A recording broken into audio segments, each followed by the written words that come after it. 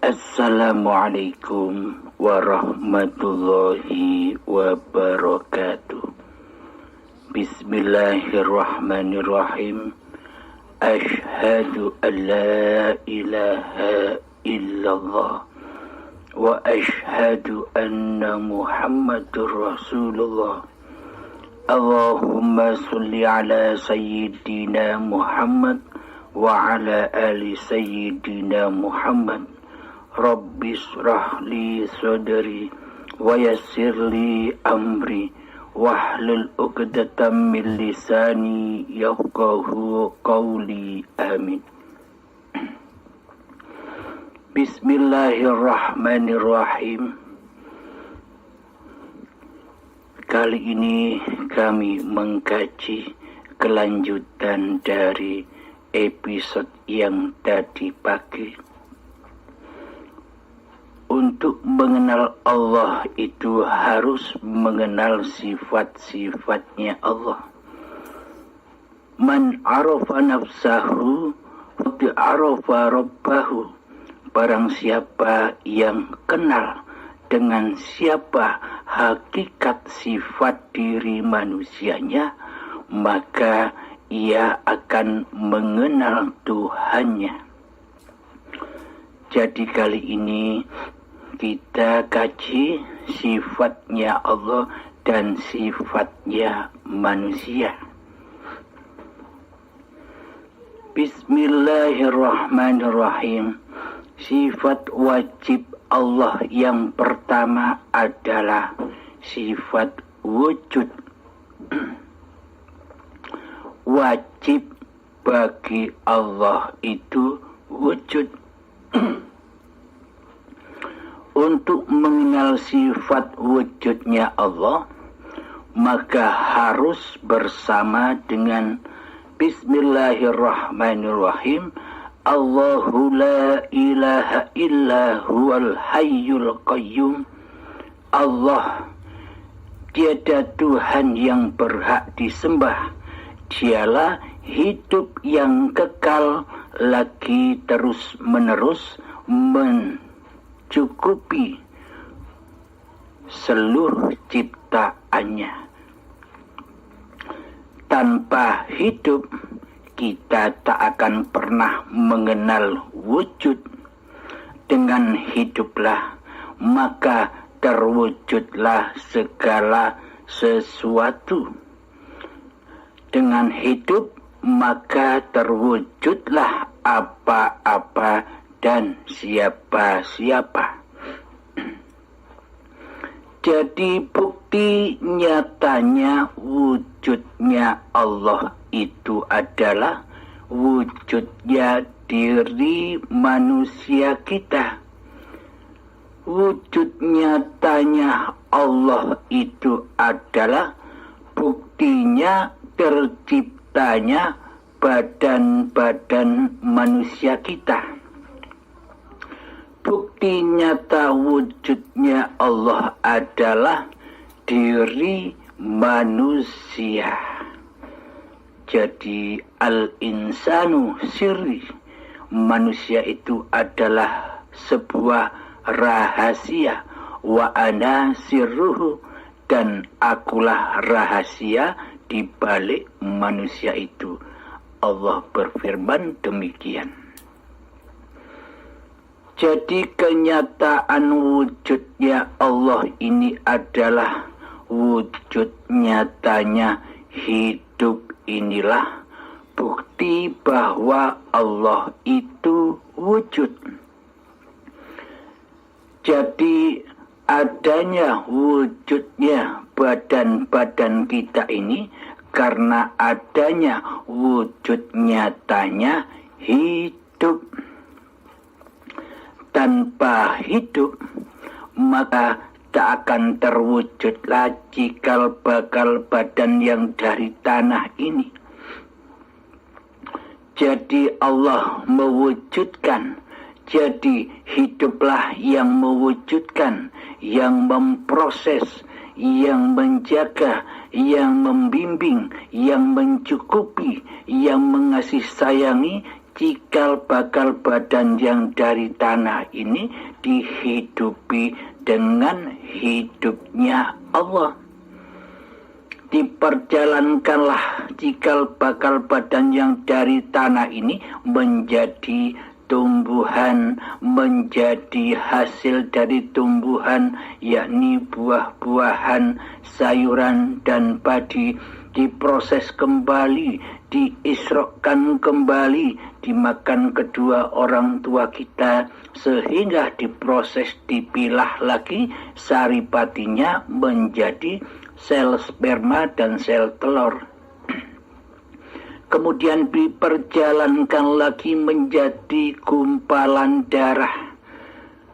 Diproses lagi, dibimbing lagi, dikasih sayangi lagi oleh Allah, oleh hidup, hingga menjadi gumpalan daging. Di saat gumpalan daging inilah didauhkan oleh Allah yang diabadikan di dalam Al-Quran, kutiupkan rohku.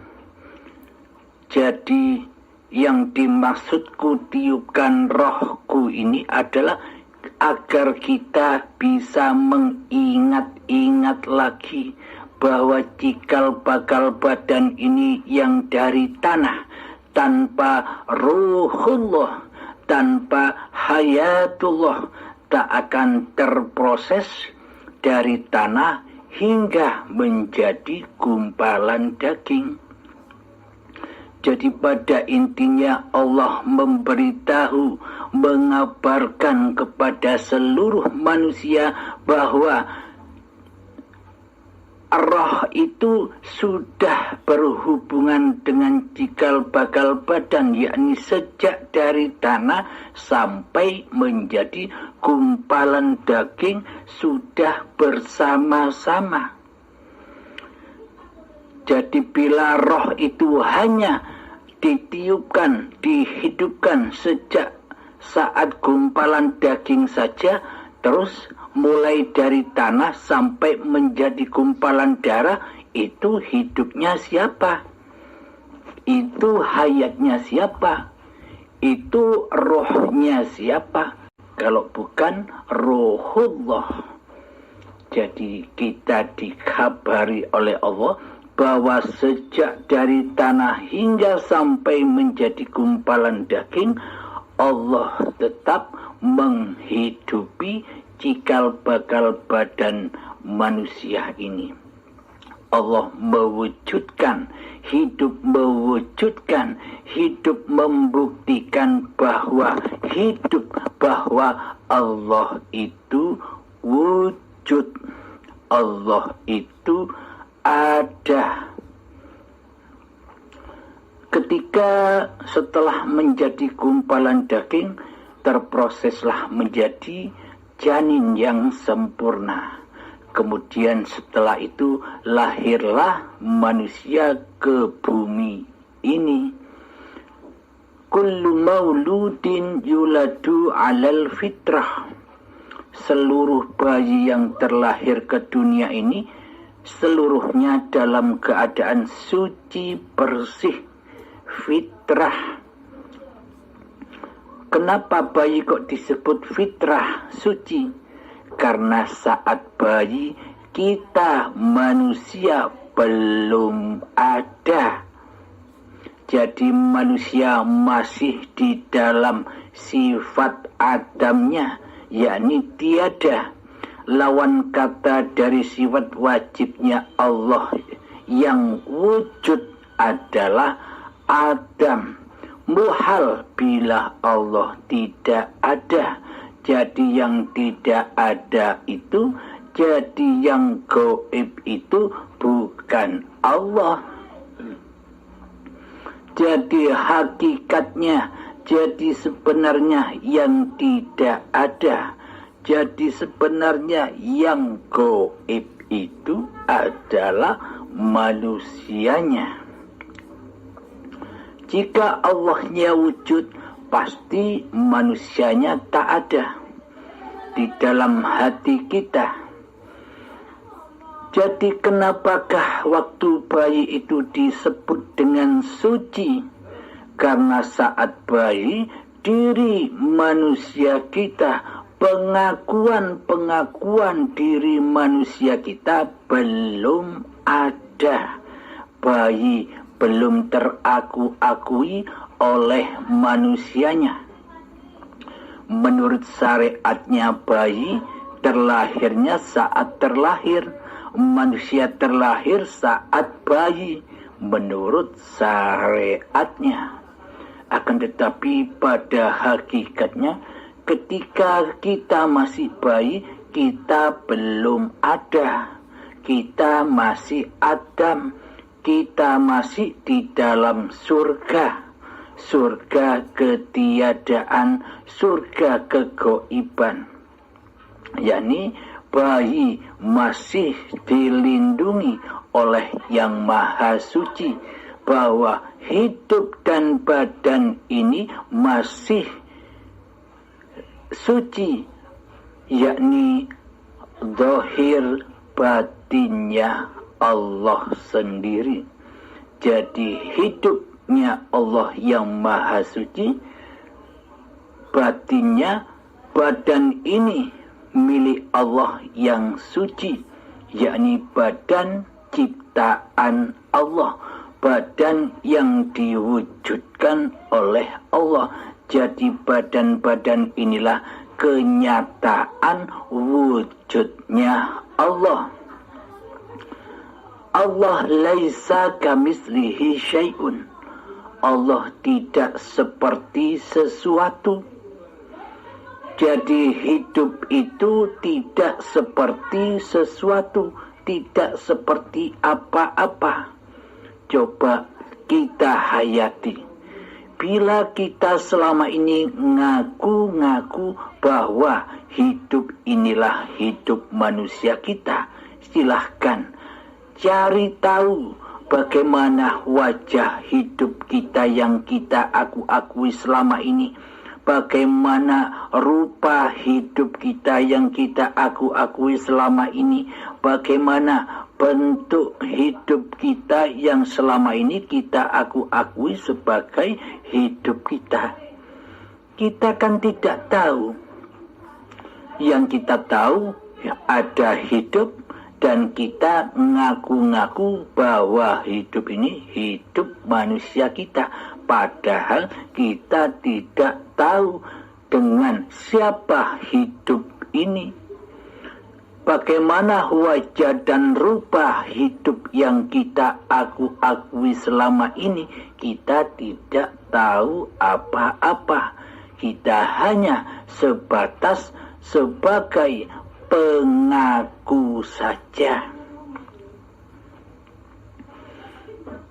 Jadi kenyataan wujudnya Allah adalah wujudnya badan-badan manusia ini.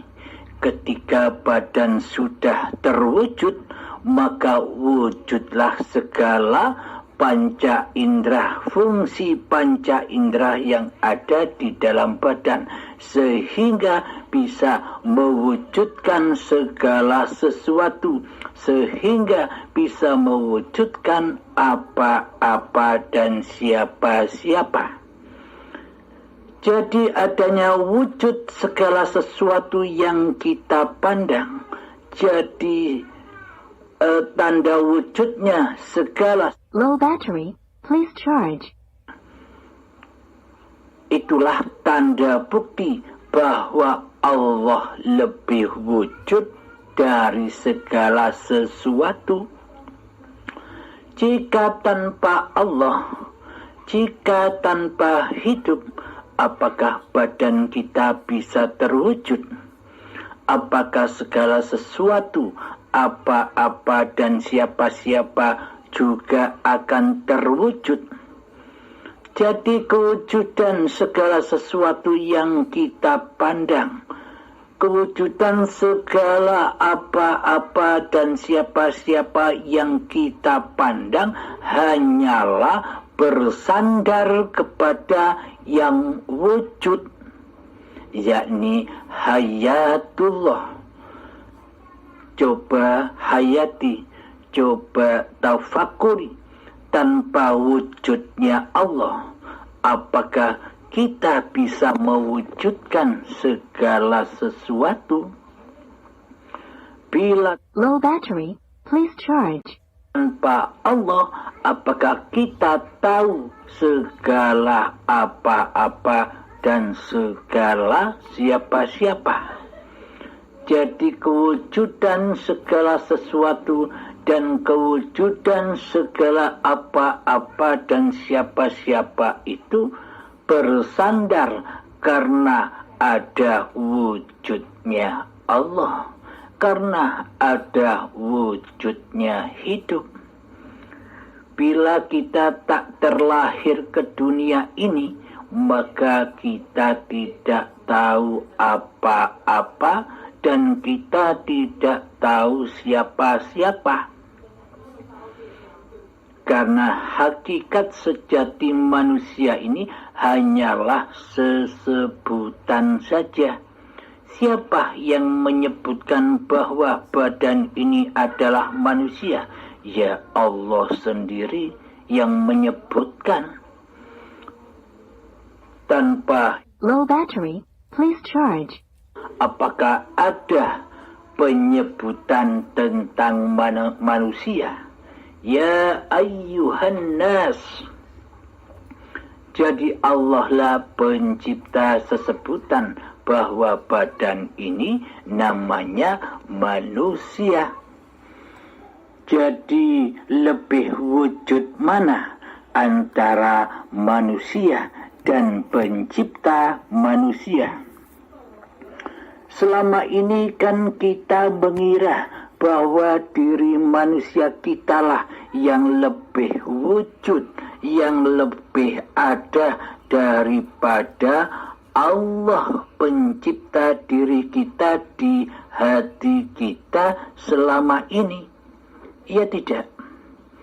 Kita selama ini bagaikan Tuhan yang merasa diri kita yang wujud, yang merasa diri kita yang hidup, yang merasa diri kita yang bisa sholat, yang merasa diri kita yang bisa ibadah, yang merasa diri kita yang bisa bekerja, yang merasa diri kita yang bisa memasak di dapur, yang merasa diri kita yang bisa naik motor, naik mobil, naik pesawat, seolah-olah kitalah sebagai Tuhannya selama ini, karena Allah tidak kita nyatakan.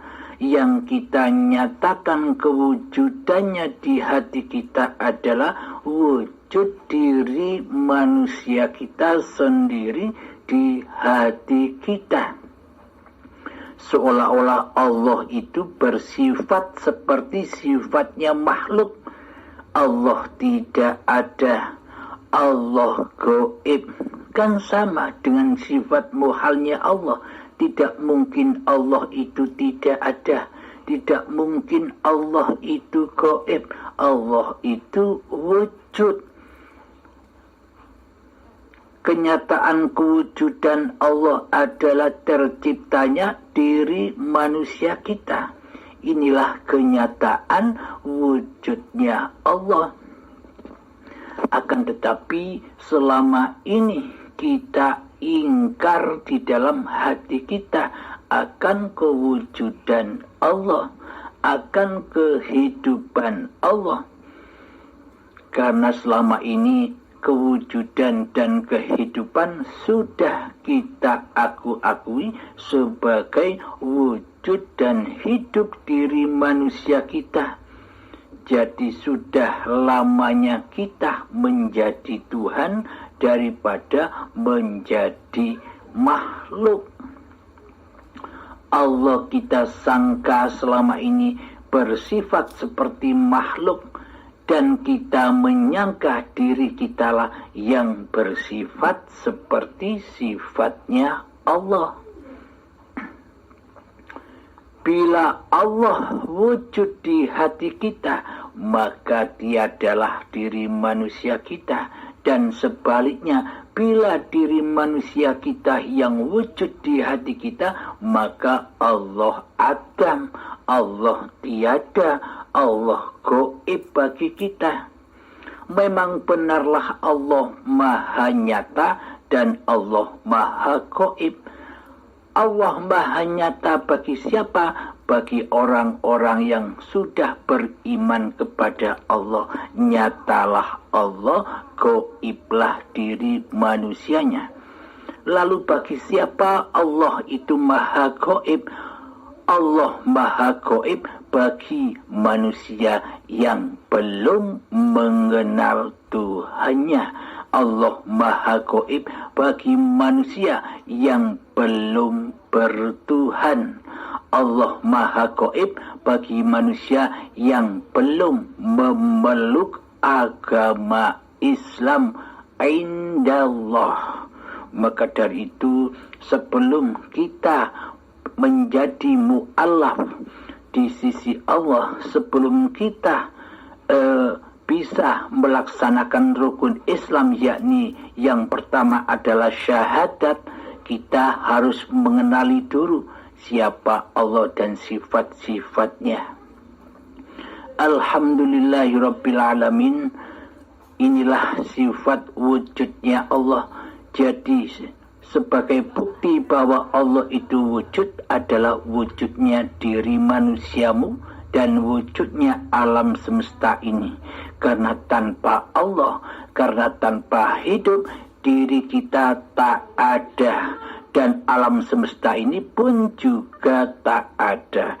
Jadi kewujudan diri manusia kita, kewujudan alam semesta ini karena ada wujudnya hidup, wujudnya Allah. Jadi manakah yang lebih wujud? Diri manusia dan alam semesta inikah, atau hidup yang lebih wujud yang menciptakan diri manusia dan alam sekitar ini?